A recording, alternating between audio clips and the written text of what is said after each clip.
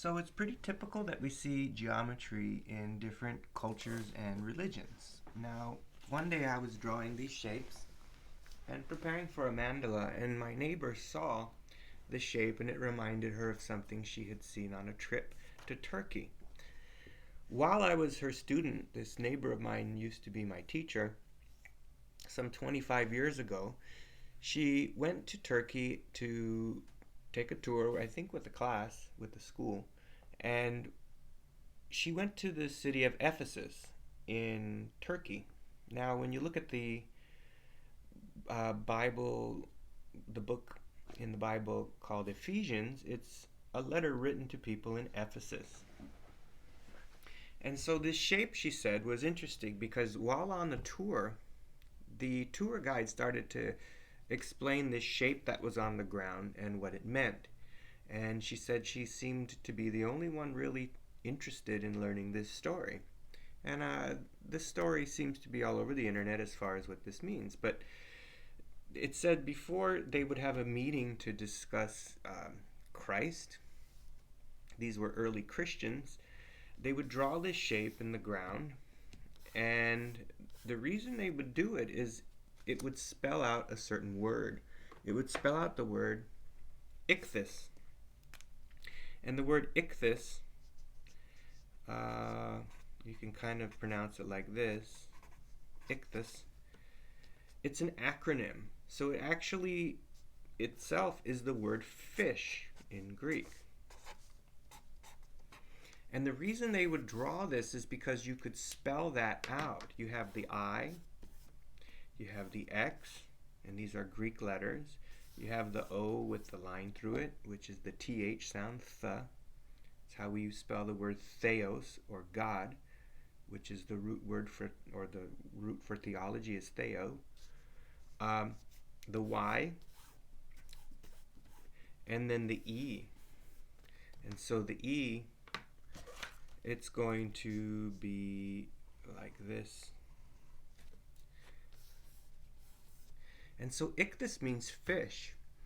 And this would be a signal that they were going to have a meeting to discuss Jesus and the Christ. And the reason they would keep it secret is because it was punishable, I believe, by death to have these meetings. There was no religious freedom.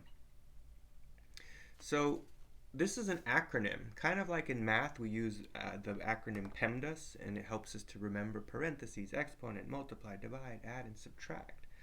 So what the word fish is an acronym for is Jesus, Isus Christos, Theos, Eos, Soter. Jesus, Christ, God's Son, Savior. So each of the different letters were representing a word. Jesus, Christ, God's Son, Savior. Isus Christos Theos Eos Soter. And so the word fish was an acronym for Jesus Christ, God's Son, Savior. And it was spelled out by that 8-sided shape with a circle.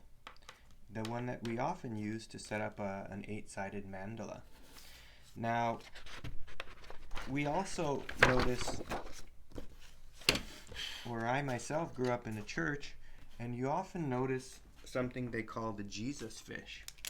And so this is really why we have the fish as a representation for Jesus. They call it the Jesus fish. So if you take two circles and intersect them, you're going to get this shape here. And this in itself is a pretty famous shape. They call it the Vesica Pisces, and there's a lot of great math involved in here. But looking at this, what you're going to do, get a marker out, is you're going to see the Jesus fish here. So we also have some geometry in the shape or symbol of the fish that we would call the Jesus fish. And oftentimes you would actually see Ichthys spelled in there. Jesus Christ, God's Son, Savior. Ichthus.